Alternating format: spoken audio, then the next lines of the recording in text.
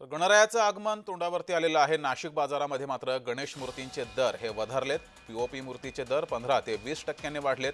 शाडू मूर्तीचे दर 25 ते 30% वाढलेत। गेल्या वर्षीच्या तुलनेत यंदा साधारण 30% वाढ ही गणेश मूर्तींच्या किमतीत झाली आहे।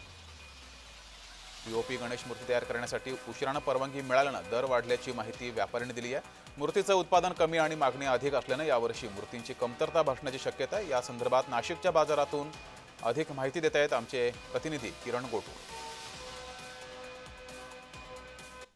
अवघ्या काही दिवसानंतर घरोघरी गणपती बाप्पाचं आगमन होणार आहे आणि वेगवेगळ्या पद्धतीचे आकर्षक गणेश मूर्ती आता बाजारामध्ये दाखल झाल्याचं आपल्याला बघायला मिळतोय। मागच्या वर्षीच्या तुलनेमध्ये काहीशे दर गणेश मूर्तीचे वाढलेले आहेत, पण उत्साह नागरिकांचा कायम असल्याचं आपल्याला नाशिकमध्ये बघायला मिळतोय। नाशिकमध्ये वेगवेगळ्या पद्धतीचे गणेश मूर्ती हे दाखल झाल्याचं आपल्याला बघायला मिळतोय।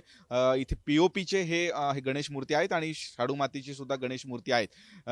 जवळपास पीओपी मध्ये 20% दर हे गणेश मूर्तीचे वाढलेले आहेत आणि शाडू मातीचे जे गणेश मूर्ती आहेत या मूर्तींचे जवळपास 40% दर वाढलेले आहेत, अशा पद्धतीची माहिती व्यापाऱ्यांनी दिलेली आहे। आकर्षक अशा पद्धतीचे गणेश मूर्ती आहेत।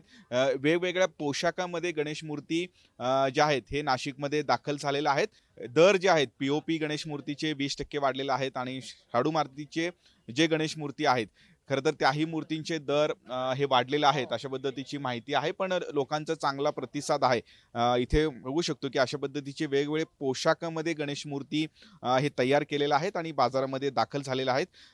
दर हे मागच्या वर्षीच्या तुलनेत काही प्रमाणात वाढलेले असले तरी लोकांचा मात्र चांगला प्रतिसाद आहे, अशा पद्धतीची माहिती व्यापाऱ्यांनी हे नाशिकमध्ये दिल्याचं बघायला मिळत आहे।